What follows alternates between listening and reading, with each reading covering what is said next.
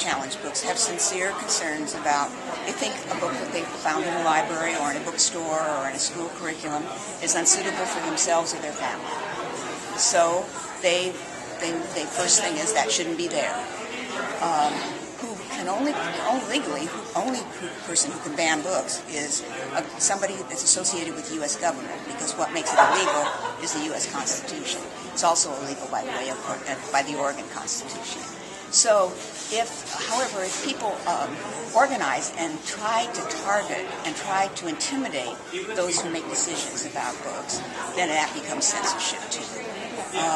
And some of them just, anything they don't believe in or they find offensive, they don't want available to anybody. They don't want it available to anybody's children when the only right they have is to not make it available to their own child by exercising their parenting skills. If you, say you don't want your kid to read that, then, don't let them read that. But don't take that away from everybody else. And I also think we did an interview with Chris Crutcher on our website last year for Banned Books Week, and he brought up, I think the best point is because people ban his books for swearing and deviant behavior and homosexuality, that sort of thing. And he was like, why wouldn't you want your kid to see how everyone experiences the world so that they can relate to them? And when you ban books, you're taking that away from kids, because everyone's been bullied, everyone's been picked on, or everyone's felt awkward. And I don't know, his point was just why would you want your kid not to be able to sympathize with other people? And I thought that was the best answer.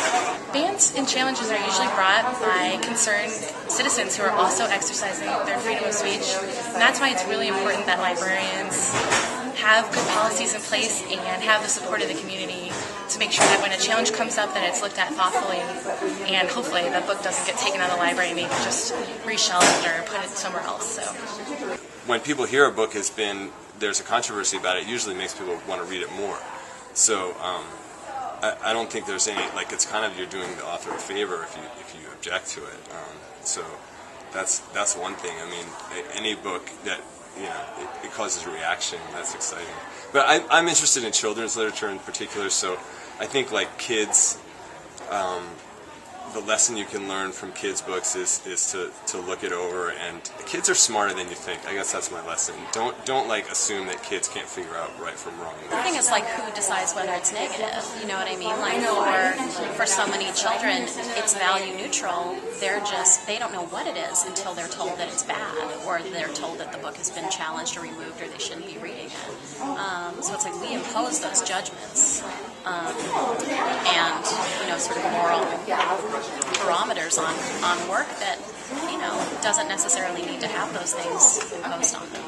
Celebrate Banned Books Week by coming to an event, by reading a banned book, a challenge book, just having a conversation with your friends or your family about Banned Books Week, and just celebrating your freedom of expression.